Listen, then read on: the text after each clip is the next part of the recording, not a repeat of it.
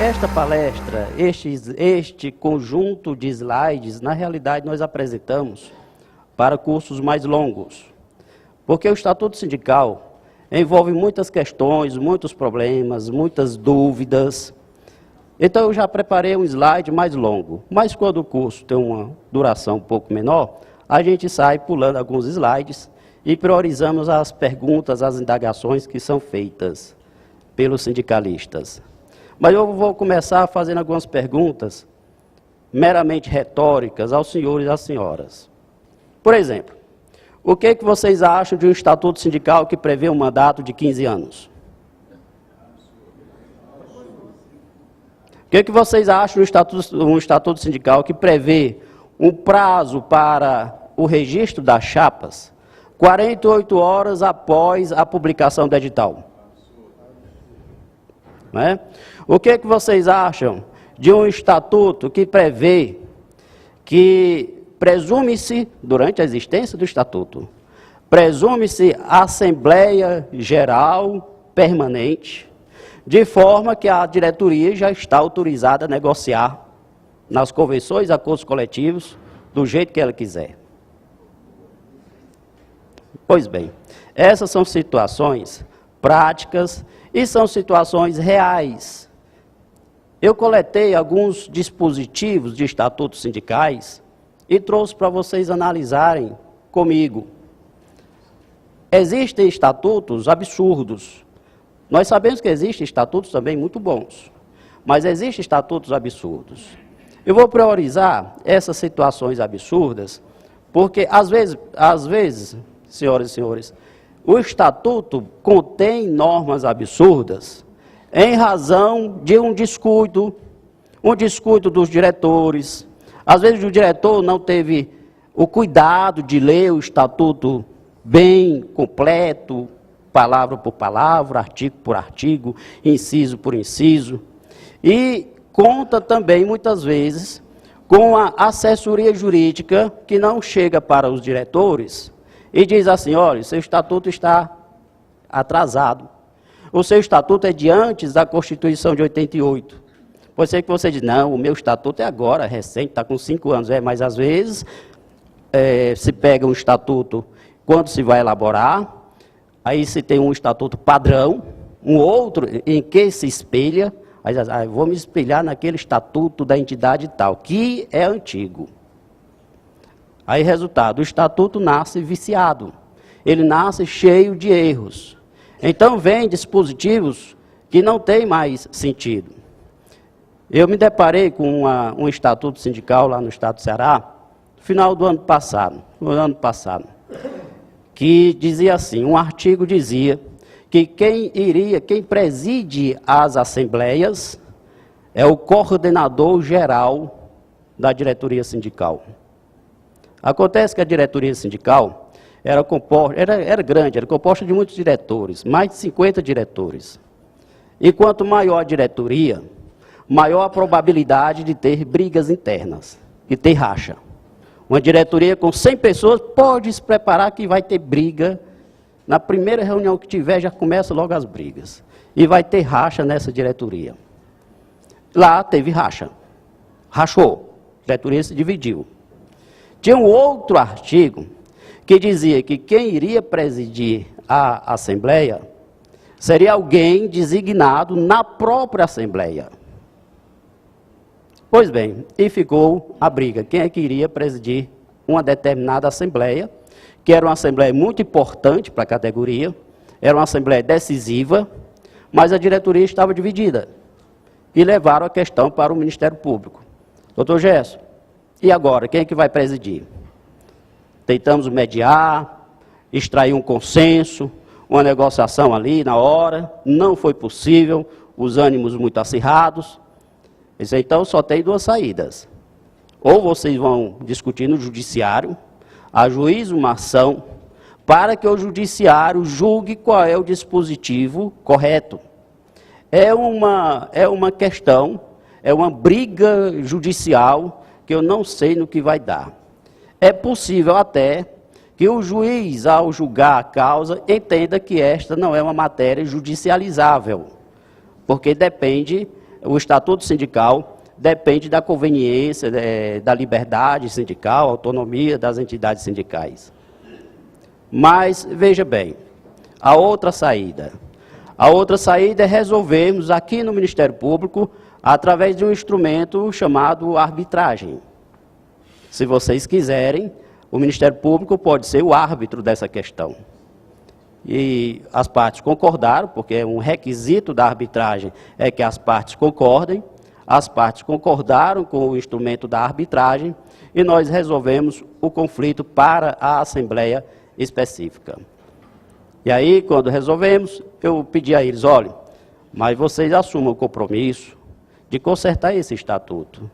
Porque fui verificar, o estatuto está cheio de falhas, cheio de contradições.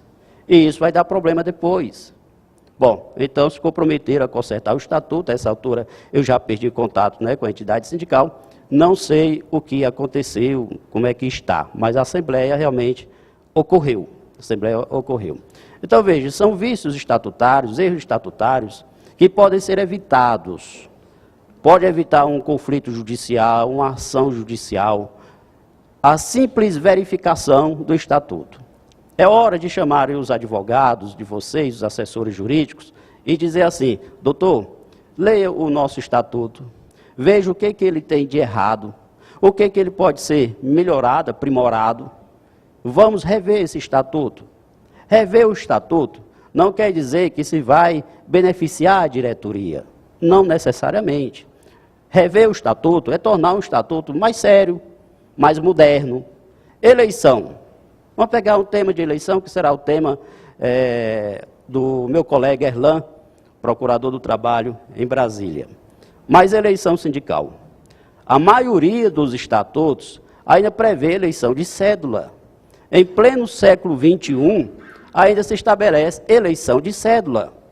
Hoje é tão fácil escolher outros modos, outros mecanismos de eleição, eleições eletrônicas, tem até sistemas já desenvolvidos, e os sindicatos poderiam desenvolver um sistema para as suas eleições. Cédula, a essa altura do campeonato, né, urnas físicas, são sujas, imundas, possibilitam fraudes, vocês sabem disso, a possibilidade de fraude em cédulas, em urnas feitas fisicamente, aquelas urnas de lona, a possibilidade de uma urna daquela sumir, é muito fácil, né? De repente, fraudar uma eleição, é muito fácil, basta alguém pegar uma urna daquela, coloca embaixo do braço e some. Quando existem outros mecanismos, um simples tablet pode resolver o problema.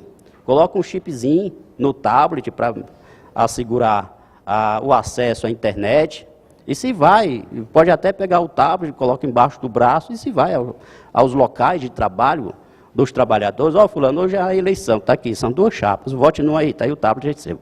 Vote. Pessoal, vota, pronto, já está no sistema, já está online. Quando terminar o horário da eleição, a apuração é 2 minutos, talvez, sim, muito. 2 minutos. Evita aquele trabalho, tem que estar contando cédulas e cédula, né?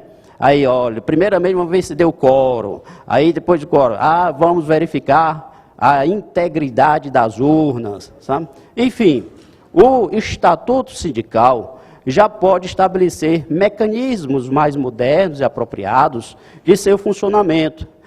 Realização de assembleia.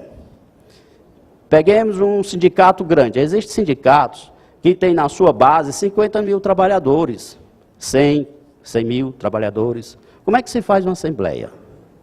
Um estádio não comporta, tem categoria que um estádio não comportaria uma assembleia.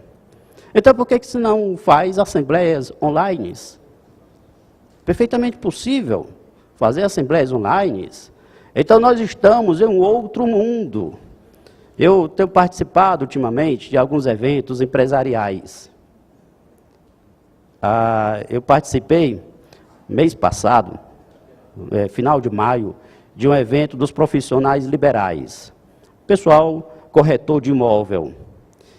E tinha um palestrante que já tinha uma experiência nos Estados Unidos, na Europa, e ele mostrando para os corretores de imóveis o que tinha de modificação eletrônica nesse mundo, parte de gestão, parte de como chegar ao cliente, como convencer o cliente, né? Mecanismo que eu fiquei assim, fiquei admirado com o que eles têm construído.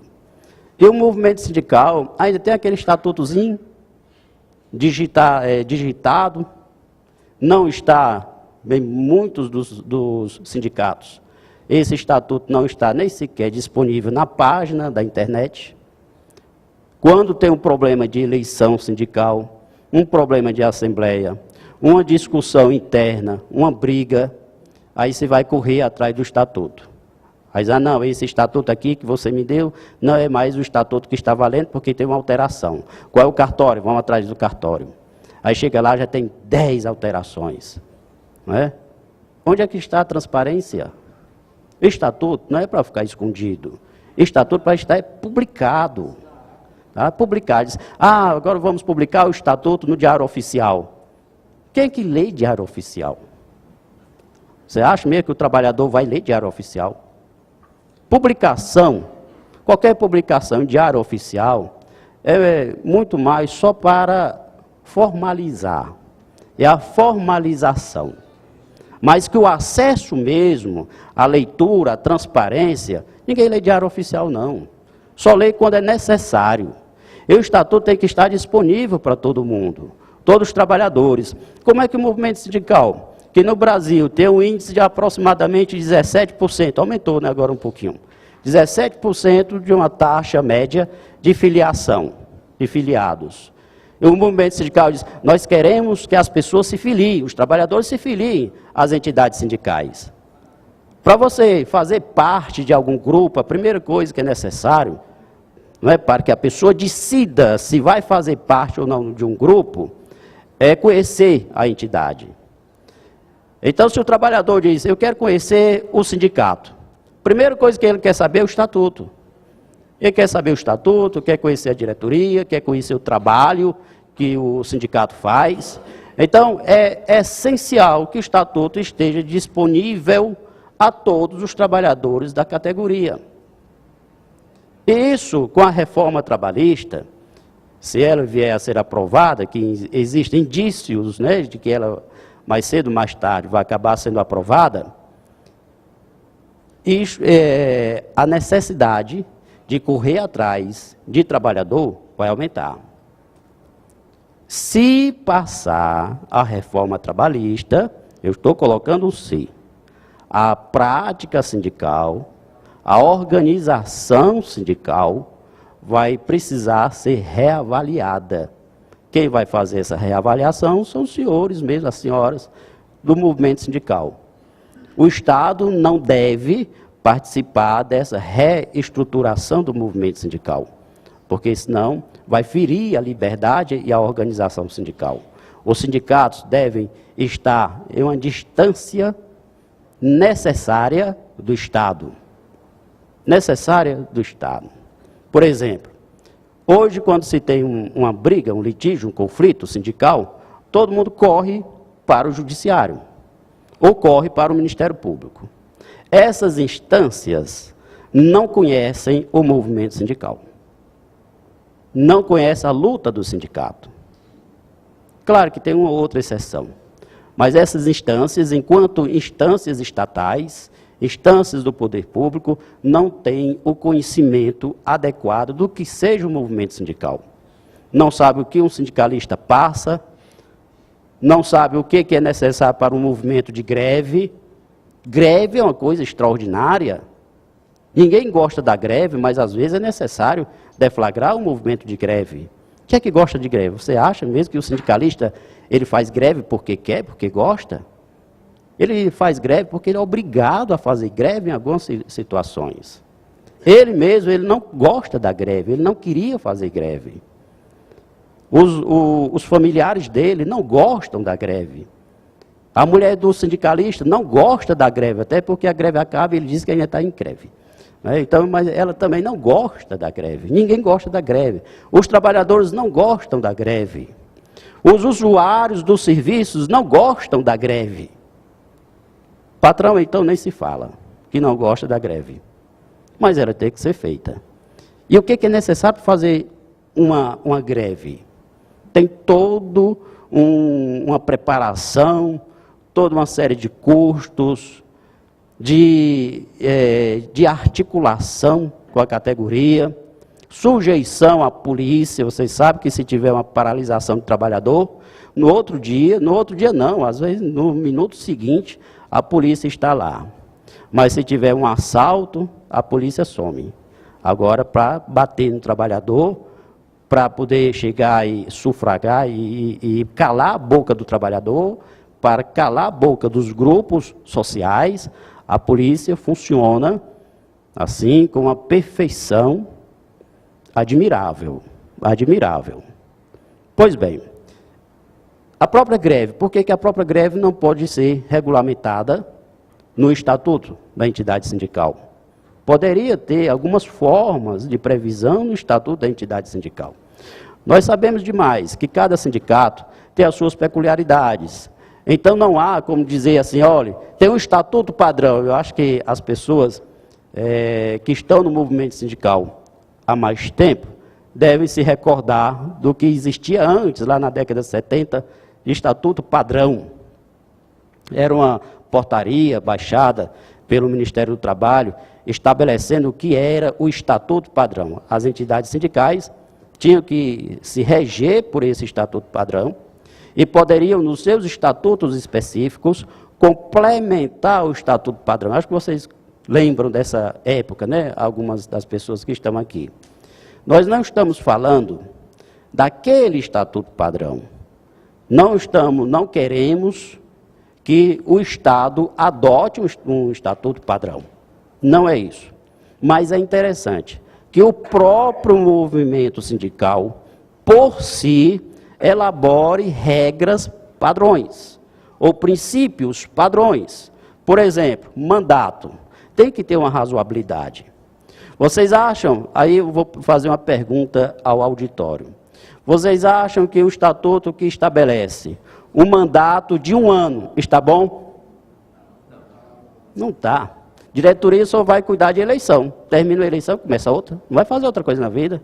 Não pode nem fazer um planejamento estratégico para a entidade sindical. Mas vocês já acham que um mandato de 15 anos está bom? É o outro extremo. Também não está. É um abuso. Mas o que é que vocês acham de um mandato de 4 anos? Tá bom.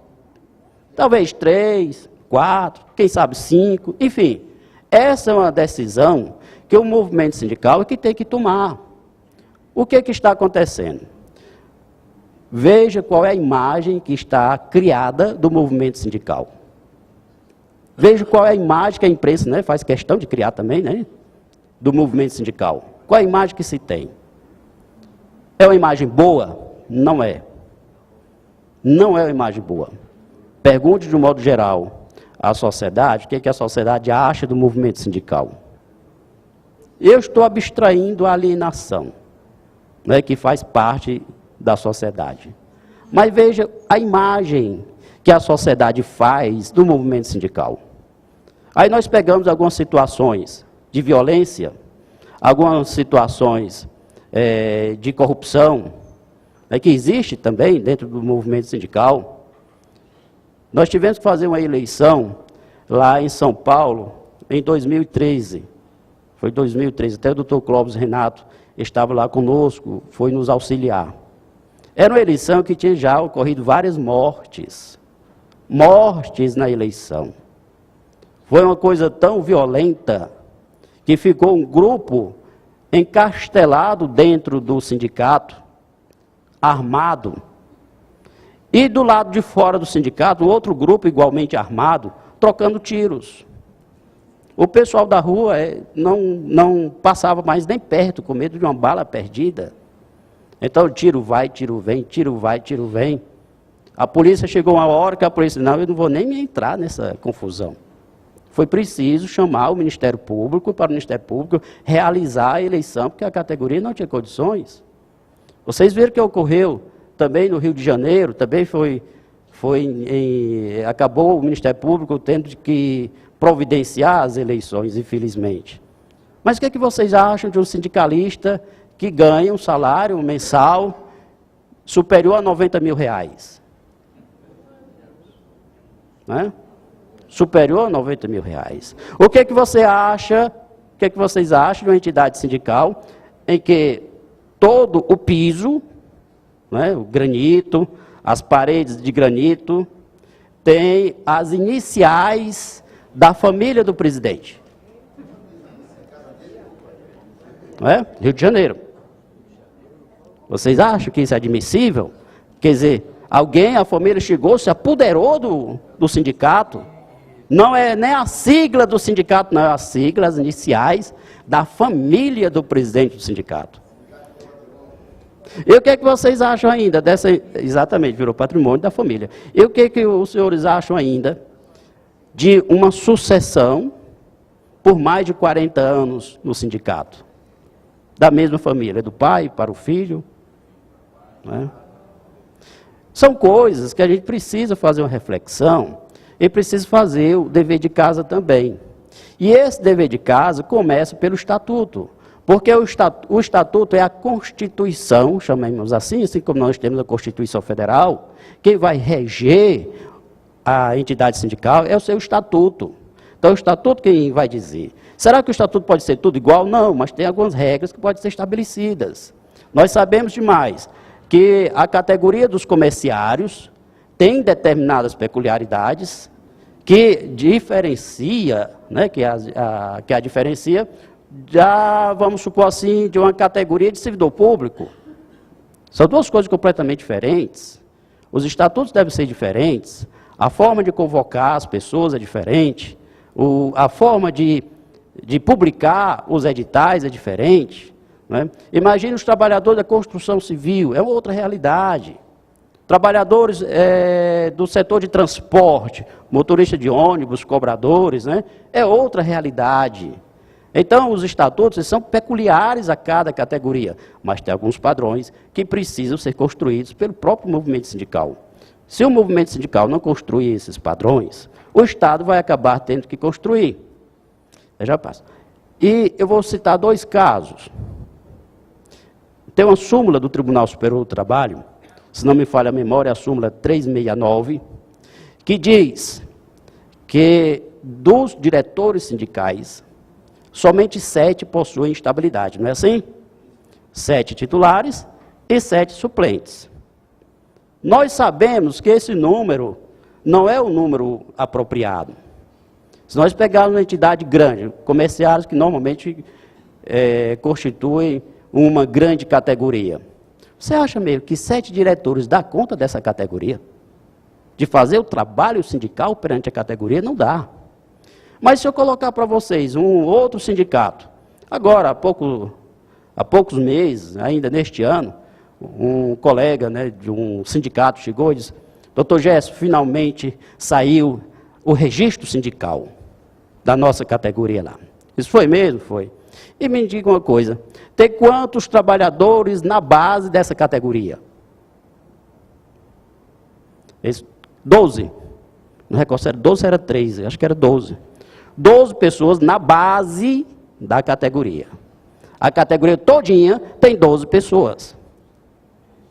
Você acha que este número justifica a criação de uma entidade sindical? Como é que a entidade sindical vai funcionar com 12 pessoas? Quem é que vai pagar a sede, os telefones, as publicações dos editais? E aí o pessoal vai correr, porque o imposto sindical não vai ser suficiente, e o pessoal vai correr a métodos alternativos de custeio da entidade sindical. Aí vem aquelas brigas por taxa assistencial nesse contexto onde o sindicato pequeno é fichinha, certamente vão criar outros mecanismos, muito além da taxa assistencial, e aí nós já sabemos o que vai dar nessa história toda. Você acha que numa entidade sindical que tem 12 pessoas na categoria, uma diretoria de 7 pessoas, não é grande não? Quer dizer, mais de 50% da categoria é diretor. Não vai nem poder ter, eu acho, uma chapa de oposição na outra eleição. Não justifica. Mas o que é que vocês acham, como eu peguei uma situação concreta, lá no Recife. Eu era procurador do trabalho no Recife. E tinha uma categoria que tinha algo em torno de 300 membros da categoria. Houve a eleição, a empresa questionou, naquela época, isso foi talvez 95, por aí assim, 94 para 95, as empresas questionaram, porque o sindicato tinha, na sua diretoria, mais de 100 integrantes. Era 118, 119 integrantes diretores, para uma categoria de 300 e poucos funcionários, 300 e poucos trabalhadores. Ali estava havendo o quê? Um abuso da liberdade sindical, um abuso do que a Constituição permite às entidades sindicais fazerem. Então, houve um abuso. E situações abusivas como aquela pipocaram em outros estados também, em outras cidades. E as empresas foram questionar no judiciário. Olha, o judiciário é um abuso, tem que manter o artigo da CLT, que diz que só tem estabilidade o 7, e o número de diretores é aquele, E a jurisprudência foi construída, foi firmada e consolidada na súmula 369, de um modo restritivo. Como é que o judiciário funciona? Ele olha assim, olha, critérios de proporcionalidade, critérios de justiça, são critérios abertos. Pode ser que isto leve a uma interpretação muito subjetiva. Precisamos de algum critério objetivo. E o judiciário diz, olha, não tem um critério objetivo, então vamos resgatar a CLT. E diz que o artigo da CLT, eu acho que 522 da CLT, está em pleno vigor. Portanto, só quem tem estabilidade são 7. 7 titulares, 7 suplentes. Faltou ao movimento sindical ter um juízo, né, um juízo maior de uma responsabilidade, para poder estipular uma proporção mais adequada e apropriada do número de diretores. Não foram todas as entidades sindicais, nós sabemos disso. Mas quem está construindo a jurisprudência sindical, na prática, são os maus sindicatos. Não são os bons sindicatos que estão fazendo jurisprudência, não. São os maus sindicatos que estão fazendo jurisprudência. E aí, uma entidade sindical cria uma jurisprudência negativa que afeta todo mundo. Acaba prejudicando todo mundo. Eu vou dar o segundo exemplo de uma jurisprudência que está sendo construída em razão de más entidades sindicais. Tem uma decisão, algumas decisões já, do Tribunal Superior do Trabalho e de alguns tribunais regionais do trabalho, dizendo que o artigo da CLT, que estipula o prazo para mandato de 3 anos, está em vigor. Mandato de 3 anos está em vigor. Por quê? As empresas começaram a questionar, olha, doutor, lá perante o juiz, o Estatuto da Entidade Sindical está prevendo mandato de 12 anos. E aí, o sindicalista chega para a empresa e diz, eu sou estável. Quanto é a estabilidade? Desde o registro da candidatura até 1 ano após o mandato. Se o mandato é de 12 anos, não estou nem cuidando da reeleição, tem mais de 13 anos de estabilidade. E as empresas questionam, peraí, 13 anos de estabilidade? E às vezes tem mais de um diretor na mesma empresa? Quem é que garante que em 12 anos a empresa ainda está sobrevivendo? Algumas mega empresas se encontram em situação difícil. Então começaram a questionar.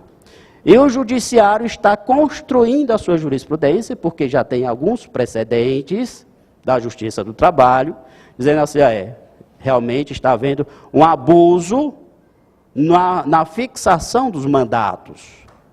Como nós não temos um critério objetivo, vamos fixar o da CLT, que é de 3 anos. E aí aquela entidade sindical, como foi a indagação que eu fiz ao auditório, disse, olha, o que vocês acham, o mandato de 4 anos está bom? E o auditório disse, 4 anos está bom. Pois se essa jurisprudência de fato pegar, não mais vai ser possível mandato de 4 anos. todo mundo vai ter que ter o seu mandato de 3 anos, por força das decisões judiciais. Vejam mais uma vez, quem é que está fazendo essa jurisprudência? São os sindicatos responsáveis no trato do mandato sindical? Não. São os sindicatos que abusam da sua liberdade sindical. E aí vão afetar as outras entidades sindicais. Como combater isso? Ou se combate pelo Estado, e o Estado, vocês estão vendo, o Estado não vai fazer um juízo de proporcionalidade, uma reflexão política, não. Ele chega e quer um critério objetivo e joga a CLT. Quem tem condições de fazer uma análise de política sindical, de conveniência das entidades sindicais, é o próprio movimento sindical. Só o movimento sindical é que tem esta abertura para fazer essa discussão. Discussão interna, discussão política. A CSB, quando faz um evento como este, esqueci de cumprimentar meu dileto amigo Alessandro, não é? Mas quando faz eventos como esse, está investindo nas entidades sindicais, investindo nos diretores, capacitando, para dizer, olha pessoal, esses excessos assim são prejudiciais, prejudicam outras pessoas. Aquela decisão do Supremo Tribunal Federal, e já eu volto ao tema, sobre taxa assistencial. Vocês acompanharam como é que aquela decisão foi feita? Como é que ela foi construída? Né? O Supremo Tribunal Federal, através de uma canetada do Gilmar Mendes, diz que a taxa assistencial só pode ser cobrada dos filiados.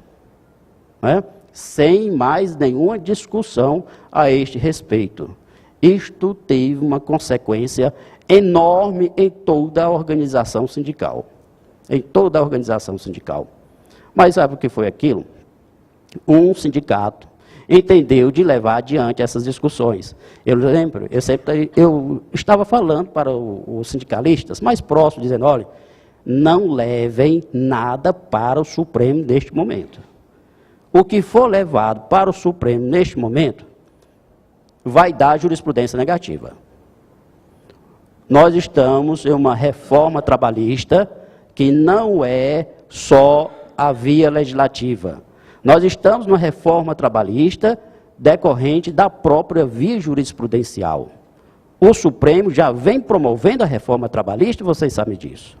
E o Supremo não está nos seus melhores dias sociais. Não está. Então, as causas sociais que forem levadas ao Supremo, a possibilidade de ter uma decisão ruim é grande. Então, não leve as causas sindicais para o Supremo. E aí acham de levar justamente uma causa sensível ao movimento sindical, que é o tema da taxa assistencial. Deu no que deu. Deu no que deu. E as decisões do Supremo são assim, o Supremo é o Supremo. Quando ele lança a decisão, afeta o país inteiro. Alcança todo mundo. Alcança todo mundo. Então é hora de chamar os colegas, diretores, né? E começar a fazer esta reflexão interna. E aquelas pessoas que não se adequarem ao movimento sindical, tem que tirar mesmo. Tira do movimento sindical. Porque as pessoas que se encontram no movimento sindical com o intuito somente de tirar proveito do movimento sindical, essas pessoas têm que ser tiradas do movimento sindical. Quem está no movimento sindical não é para fazer a luta em seu benefício, é para fazer a luta em benefício da categoria, dos trabalhadores. Não é para chegar lá e enricar, por exemplo, como aquele cidadão que eu falei, que tinha um salário de mais de 90 mil reais. Eu falei o dele, a gente tinha o da sogra. Né? A gente nem pode falar muito mal das pessoas, não, porque quem é muito bom com a sogra deve ter um coração muito bom. Né? Então ele deu um emprego, inclusive para a sogra, se não me falar a memória, era de 10 mil reais que a sogra ganhava. Mas tinha o filho, a filha, tinha o cunhado, a cunhada, enfim. No todo, a família ganhava, no sindicato, mais de 200 mil reais. Né? A família. Não é à toa que o cidadão tinha uma empresa de táxi aéreo. Né? Uma pessoa dessa não tem que sair do movimento sindical? Tem que sair do movimento sindical, que mancha Agora, isso deu imprensa, e a imprensa faz questão, vai lá, cobre tudinho, né? Olha, esse sindicalista é assim, o movimento sindical é assim, veja aqui e tal, esse exemplo. Aí generaliza. Aí diz, é o movimento sindical. Nós que estamos dentro do movimento sindical, estudando o movimento sindical, nós sabemos que a regra não é essa. Graças a Deus. A regra não é essa. Mas a imprensa chega e coloca como sendo geral. Né? E denigre a imagem do movimento sindical. Então nós temos que tirar as pessoas, as ervas daninhas do movimento sindical. Nesta fala, eu não esqueci de você, estou deixando para o final, mas nesta fala, nesse discurso aqui, eu acabei falando, eu acho, de muita coisa aqui dos nossos slides, eu acabei antecipando. Eu vou só mostrar aqui alguns casos pitorescos, só um instantinho, que eu chego lá. Quer deixar para o final? Então vamos lá. Eu lhe digo depois. Eu lhe digo depois qual foi a categoria. Ó, pessoal, urnas eletrônicas, eu sempre ouço muito falar, né? Quais são as vantagens de usar urnas eletrônicas, já existem alguns sistemas por aí, que meu colega Erlão vai falar, mas como eu tenho essa apresentação aqui, quero só mencionar um fato. Existem empresas que já possuem sistemas eletrônicos de eleição. E essas empresas ainda são pouco utilizadas. Algumas pessoas já me procuraram, doutor Gerson, essas empresas são sérias, né, são confiáveis? Eu não sei, não conheço essas empresas. Só sei que existem empresas já com sistemas eleitorais. Além do sistema, o que dá segurança à eleição é saber quem são as pessoas que estão operando o sistema. Não é? Pode ser que tenha um sistema bom, mas é preciso que as pessoas que operam o sistema sejam pessoas confiáveis. É preciso ter uma segurança nessas questões.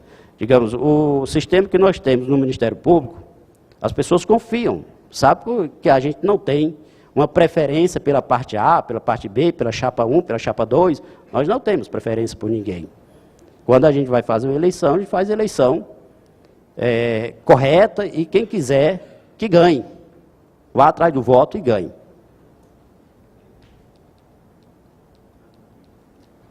Eu vou passar aqui aos casos concretos, que fica melhor. Né?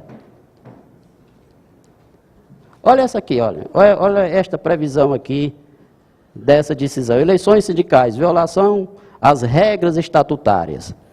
Às vezes, o sindicato possui suas regras estatutárias sobre eleição. Mas o próprio sindicato viola o próprio estatuto. Viola o próprio estatuto. E a jurisprudência construída que existe a este respeito é de que violação à regra estatutária gera nulidade. Então, o estatuto ele tem que ser respeitado. Mas nós temos também uma hierarquia jurídica. O estatuto é uma norma, mas esta norma tem que obedecer à Constituição. A Constituição Federal que está acima de tudo. Por exemplo, um estatuto sindical que estabeleça uma discriminação em razão da raça, em razão da cor, em razão da origem, esse estatuto não tem validade. Estatutos que prevêem possibilidade de desequilíbrio democrático nas eleições é um estatuto nulo, ao menos nesta cláusula é nula. O princípio estatutário é a democracia sindical, é a liberdade sindical, é a igualdade de tratamento entre as pessoas do movimento sindical, entre os vários diretores. Olha aqui. Duração de mandato. Pronto, aqui é a decisão do Tribunal Superior do Trabalho. Veja bem. Olha, também salientou a Corte Regional que a duração do mandato fixada em 5 anos, e foi só 5.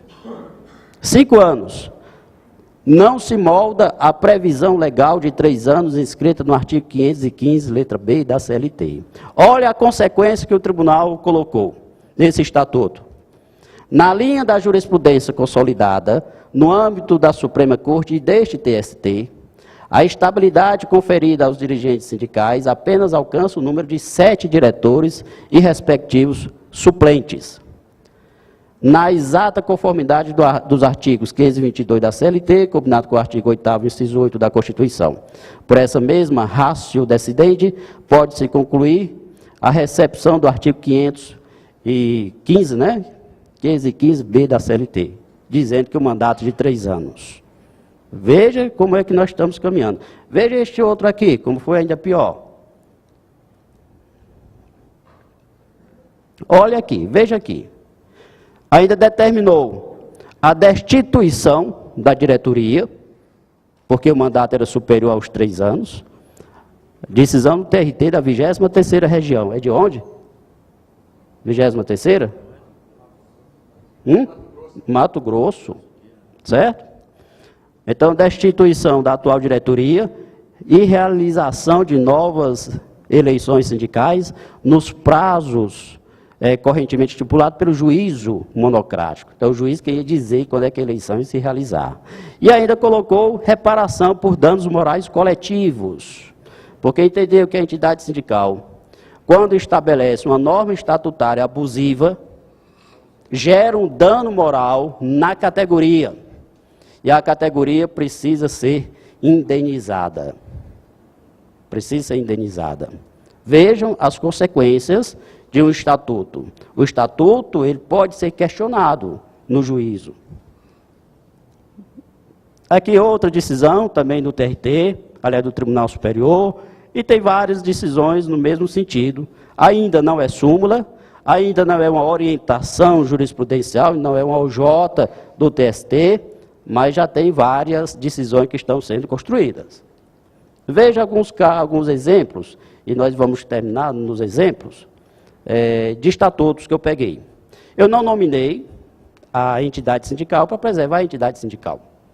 Mas essas normas são normas estatutárias que eu colhi das entidades sindicais. Veja o artigo 10 de uma delas aí, de um desses estatutos. As eleições sindicais poderão ser convocadas 1 ano antes do término do mandato ou, no máximo, 60 dias antes de terminar o mandato. Estatutos que prevêem a possibilidade de convocação das eleições com muita antecedência, é um estatuto que vai gerar conflito. Vai gerar muitos problemas. Eu participei de uma eleição sindical lá no Recife, categoria dos rodoviários. E o estatuto permitia que as eleições fossem convocadas 1 ano antes do término do mandato da diretoria. E lá, de fato, foi convocada a eleição 1 ano antes. Aí teve os problemas, violência, aquela história toda. Só para vocês terem uma ideia do tamanho da violência, quando eu pedi o pessoal, né, para ir à procuradoria, a gente tentar um acordo entre as chapas, só escutei os tiros, pá, pá. Tiro na calçada da procuradoria. Os 2 grupos armados, trocando tiro na calçada da procuradoria. Uma audiência que era para ser uma audiência de mediação, de conciliação. O pessoal vai armado. Né? Vai armado, diz que é isso. Mas muito bem. Lá tinha a situação e a oposição. Situação candidata à reeleição. Fizemos o pleito eleitoral. Quem ganhou a eleição? Quem ganhou a eleição foi a oposição. Isso eu acho que uns 10 meses antes de terminar o mandato. 10 meses antes de terminar o mandato. A oposição ganhou com a margem muito boa de diferença da situação. Alguns dias depois, eu acho que coisa de uns 15, 20 dias, tinha a primeira reunião da negociação coletiva da categoria. E aí a chapa, que tinha ganhado a eleição, mas ainda não tinha assumido, disse, olha, eu quero participar da negociação. Agora, quem representa os trabalhadores somos nós. Nós fomos eleitos. E a chapa, que perdeu a eleição, mas continuava no mandato, disse, não, senhor, quem está na diretoria do sindicato somos nós. Até terminar o mandato, quem representa o sindicato somos nós. Não é? Sob o ponto de vista... Eu uso sempre este exemplo para diferenciar a legalidade da legitimidade. A chapa que ainda estava lá, a diretoria que permanecia no mandato, tinha a legalidade da situação. Mas a chapa que já tinha ganho as eleições tinha a legitimidade da categoria. E aí, como fazer? Foi outro conflito. Outro conflito. Chama novamente o pessoal para conversar. E aí foi constituída uma comissão de negociação com representantes da chapa que tinha ganhado a eleição e representantes da diretoria que ainda estava no seu mandato. E foi assim que a negociação prosseguiu. Mas para ver, então se o estatuto estabelece a convocação das eleições com muita antecedência, no caso aí era 1 ano antes do término do mandato, vai dar problema. Vai dar problema, sem falar que isso não é democrático. Muitas vezes o estatuto prevê um prazo longo desta forma, contando com o descuido das oposições. Não é? Quando a oposição se discute, vai lá e publica um edital convocando para as eleições, um prazo curtinho, não dá nem tempo à oposição se organizar e constituir uma chapa. Não é? Olha o outro estatuto. Meu presidente, eu tenho quanto tempo ainda? Por favor. 30 minutos? 40? Ótimo. A comissão eleitoral será composta de no mínimo 6 membros, entre os dirigentes sindicais, profissionais diferentes, com sede na capital do Estado. Serão escolhidos pela diretoria 2 membros desta comissão, sendo que cada chapa concorrente indica um membro para compor a comissão. Onde é que está o erro nesse estatuto? Esta redação é uma das redações mais comuns nos estatutos sindicais. Imaginemos que uma determinada diretoria é candidata à reeleição. O presidente é candidato à reeleição. Ele vai nomear quantos membros aí? De cara, ele já constitui, ele já nomeia 2 membros, não é? A diretoria escolherá 2 membros. E vai ter um membro de cada chapa. Se forem 2 chapas concorrendo, o presidente vai nomear 2. Uma chapa indica 1, que é ele de novo, já que ele é candidato à reeleição, é ele de novo, dá 3. E a outra chapa indica 1, fica 3-1. 3-1. Isto gera o que na comissão? Gera um desequilíbrio. Gera um desequilíbrio democrático na comissão eleitoral. Essa comissão não vai ter a imparcialidade suficiente para conduzir um processo eleitoral. Esta comissão vai ser uma comissão tendenciosa. Já sai na frente, e sabe o que vai dar? Vai dar nulidade. Se a oposição questionar esse dispositivo estatutário, vai dar nulidade no processo eleitoral. Outro artigo.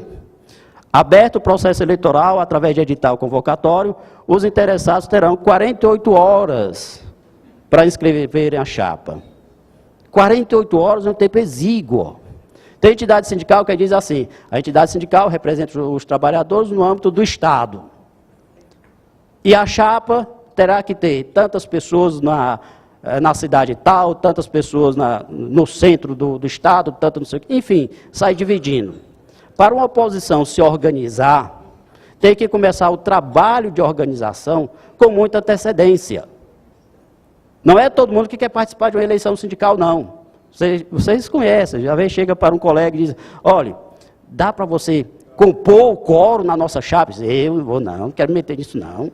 Não é? Dá trabalho, tem um trabalho de convencimento para a pessoa poder se inscrever, quer dizer, fazer parte da chapa. Isso requer tempo. Agora, um estatuto que prevê 48 horas para a chapa ser constituída, e principalmente se esse estatuto estabelece, se o edital for publicado num final de semana, no feriado, aí acaba. Então é um estatuto sindical que não tem validade, ele é nulo. Ó, estou abrindo a exceção porque é chefe, tá?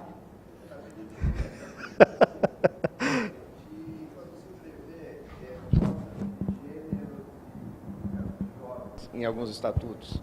Isso não acaba restringindo também a participação, a montagem? Vou pedir só para você repetir, porque antes estava sem microfone, os colegas podem não ter ouvido. Não, que tem alguns estatutos, algumas categorias, principalmente na área rural,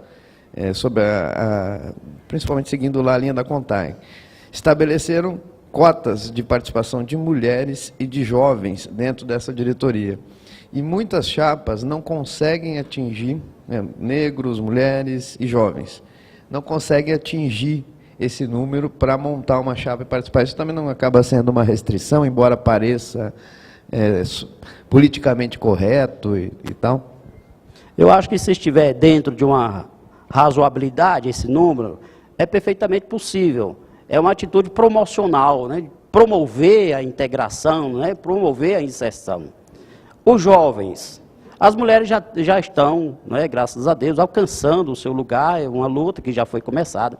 Mas na Europa tem muitos países que têm norma específica, norma estatal, dizendo que as entidades sindicais devem estabelecer cotas para promover a inserção. Normas estatais. E a juventude? Hoje em dia, é muito difícil um jovem querer fazer parte do movimento sindical.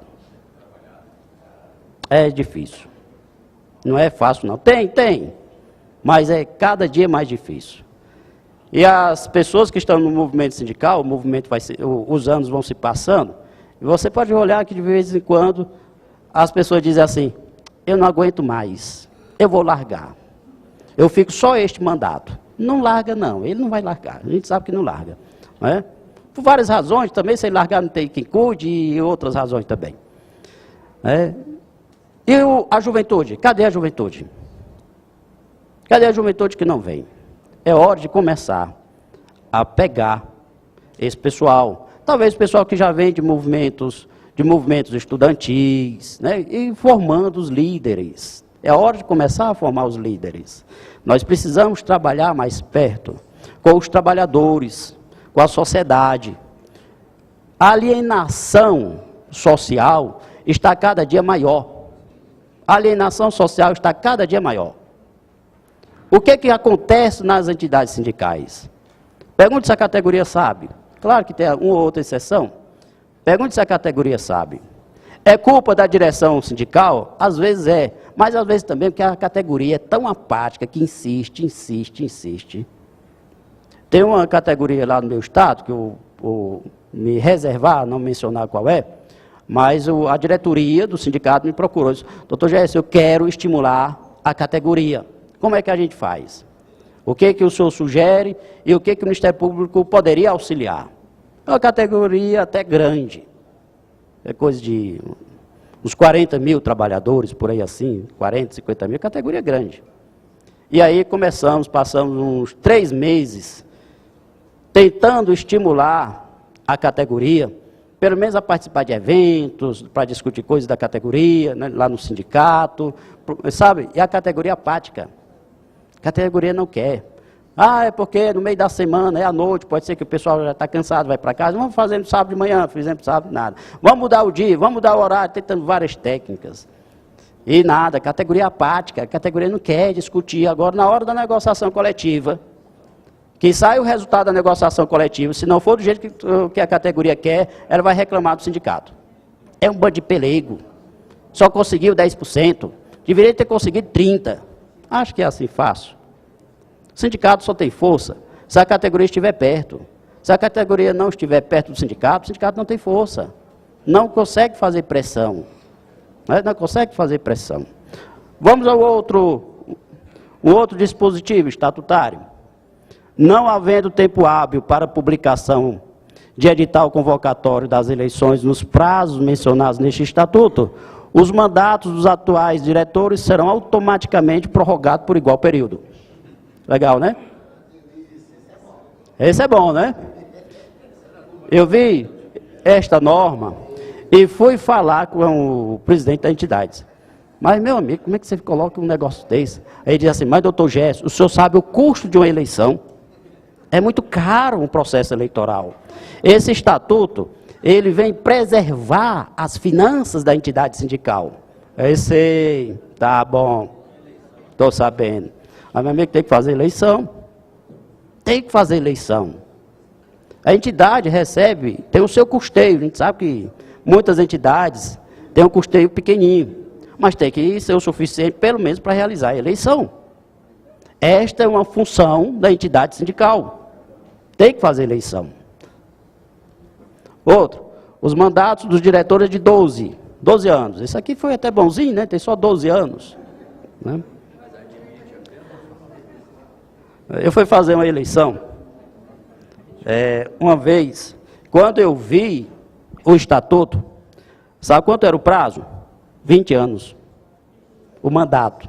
Previsto estatutariamente 20 anos. 20 anos. Eu olhei e disse, rapaz, não estou acreditando não. 20 anos. Será que não era 2 não e inverter o 0 com 2? Né? 20 anos. 20 anos o mandato sindical.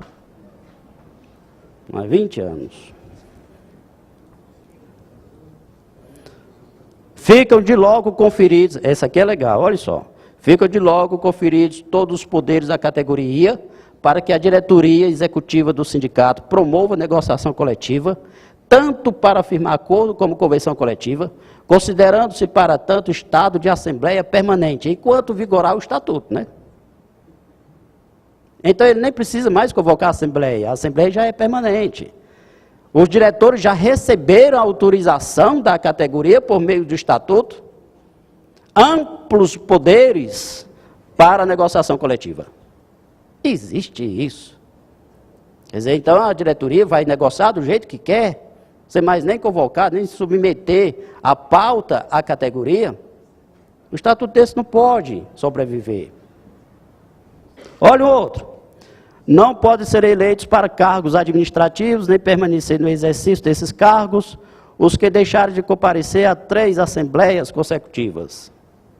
Limita. Até porque as assembleias não são nem amplamente divulgadas em muitos sindicatos. É fácil a pessoa faltar a 3 assembleias, porque faltou 3, não pode mais concorrer à eleição. É livre, tem uma outra aqui. É livre a participação com direito a voto dos trabalhadores pertencentes à categoria na Assembleia Geral do Sindicato, à exceção da que tratar dos assuntos exclusivos. Isso aqui foi um dispositivo que eu achei positivo. Achei positivo. O que o estatuto, esse dispositivo estatutário está fazendo? Está permitindo que mesmo quem não seja filiado possa votar nas questões sindicais. Só não poderão votar nas questões interna corporis da entidade sindical. Mas negociação coletiva, acordo coletivo, convenção coletiva, tudo isso, quem for sócio, quem for filiado, quem não for, pode votar. É um dispositivo democrático. Aqui, só poderão ser votados os trabalhadores que se encontram na ativa. Proíbe a eleição de aposentado. Meus amigos, a Constituição tem quase 30 anos, a Constituição atual, e desde quando ela foi promulgada, ela assegura o direito de voto, de votar e ser votado aos aposentados. E ainda vem um estatuto dessa altura do campeonato proibir o direito do aposentado de votar. Existem coisas que nós concordamos ou que nós não concordamos com a lei, mas enquanto estiver lei, nós temos que cumprir a lei. O máximo que nós podemos fazer é interpretar a lei. Mas a lei não é feita para ser violada.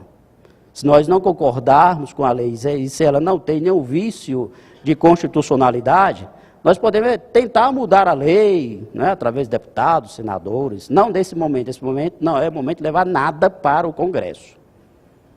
Se levar alguma coisa para o Congresso, de âmbito trabalhista, ele vai aumentar para piorar. Você vai pedir uma coisa no Congresso, ele vai aproveitar o projeto, vai inserir lá dentro mais 1000 outras coisas para retirar direitos. Então, este não é o momento de se levar nada ao Congresso, não. O outro dispositivo, qualquer alteração estatutária será feita por meio de Assembleia Geral, mediante o quórum de 2/3 da categoria em primeira convocação e metade em segunda ou última convocação. Onde é que em primeira convocação se alcança 2/3 para mudar o estatuto? Não se alcança. E em segunda convocação, O que é normal se estabelecer é qualquer número. Aqui está colocando a metade. Imagina a categoria dos comerciários. Eu não sei quanto tem aqui Vitória, talvez tenha uns 80 mil na categoria, 90? Talvez uns 90. Se os comerciários quiserem modificar o estatuto, né, segundo esta norma aí, que era em outra entidade, mas veja, primeira convocação, 2/3 de 90 mil, dá o quê? 60 mil. Já pensou uma Assembleia com 60 mil? E se for pela metade? 45 mil? Onde é que você vai conseguir reunir o pessoal em Assembleia com 45 mil pessoas? A metade da categoria não consegue. Então o estatuto, ele está amarrado. Esse estatuto ele não poderá ser modificado pela Assembleia. A única forma de modificar esse estatuto vai ser pela via judicial. Vai ser pela via judicial. E estamos com um caso desse, parecido com esse, numa cidade aqui brasileira. Exatamente isso. E o bom é que o próprio diretor, o próprio presidente, quer mudar o estatuto, porque tem umas normas realmente absurdas, mas ele está amarrado em uma norma parecida com essa. Está amarrado. Dizendo, e aí, doutor Jéssica, o que a gente faz para mudar isso? Rapaz, só via judicial. Pedir ao judiciário autorização para modificar o estatuto com qualquer quórum da Assembleia em segunda convocação. É a via que tem. Complicado. Olha outra aqui. É obrigatório o voto nas eleições. Todo mundo tem que votar. Eleição sindical, todo mundo tem que votar.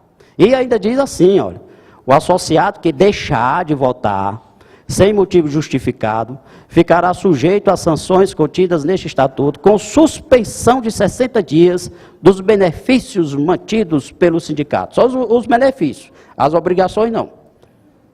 Né? Então, suspende o sujeito e ainda prevê as sanções. Eu estou deixando para o final, já estamos terminando, tá bom? Eu vou pedir a gentileza, você anotar, porque às vezes a gente esquece, né? Anote. Tá bom? Estamos terminando. Já? Então pronto. Eu acho que tem mais só 2 slides. Vamos outro. Dispositivos duvidosos, obscuros, né? O estatuto tem que ser claro, meus amigos. Tem que ser claro. Não deixe dúvida, não. Lembre-se de que quem vai ler o estatuto, não serão apenas vocês. Se você colocar uma norma nas mãos de um advogado, ele vai saber encontrar furos, encontrar mecanismos, interpretações de questionamento. Conta, inclusive, com um advogado. Tem algum advogado aqui? Tem? Mas é boazinha essa piada. Conta que o advogado estava no leito de morte, né? E prestes a dar os últimos suspiros, pediu a Bíblia e começou a compulsar a Bíblia, né? Com a ânsia. E o padre chegou e perguntou, meu filho, ainda bem que você entregou sua alma a Deus. Você está lendo a Bíblia avidamente. Ele disse, doutor, eu estou procurando aqui uma brecha na lei. Né? Porque eu vou lá para cima, né? E aí não sei o que vai dar. Eu tenho muitos pecados, então tem que olhar aqui as brechas da lei divina, né? A Bíblia. Então se você colocar um texto normativo nas mãos de um advogado, é claro que ele vai saber fazer a interpretação jurídica.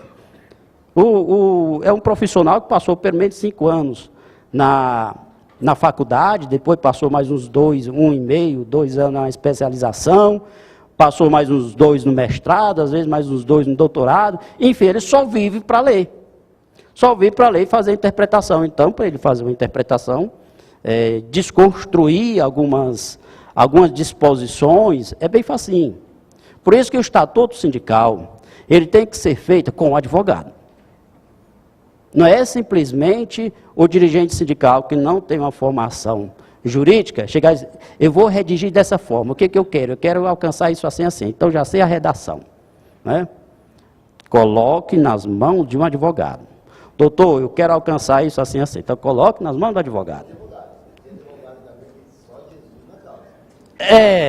Aí também tem que saber escolher, né? Tem os maus profissionais em todo lugar, né? Tem os bons, tem os maus, né? Aí é saber escolher, né? Conclusões. O que nós tiramos aqui de conclusões? O papel dos sindicatos é representar a categoria, a atuação dos sindicatos se pauta na democracia, o fator ético, né? O fator ético é importante no mundo sindical, é preciso resgatar este fator ético, a eticidade no movimento sindical. As categorias, ó, o advogado tem, nós no Ministério Público temos, os médicos têm, e os engenheiros têm, várias profissões possuem códigos de ética. O movimento sindical não tem. É hora de construir um código de ética sindical. É hora de construir. Mas quem deve construir não é o Estado, não. Longe o Estado. Por favor, coloque o Estado longe. Né?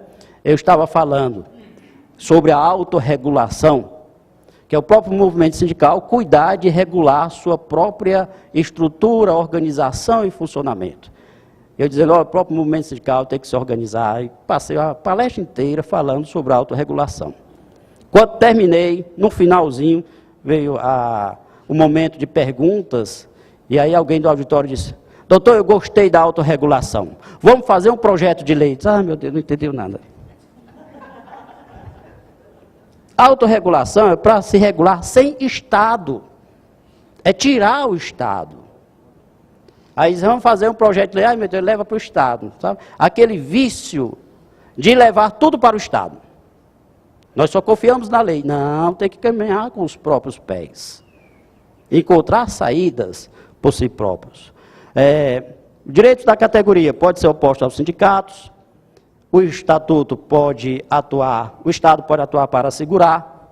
Sabe aquelas pegadinhas em estatutos?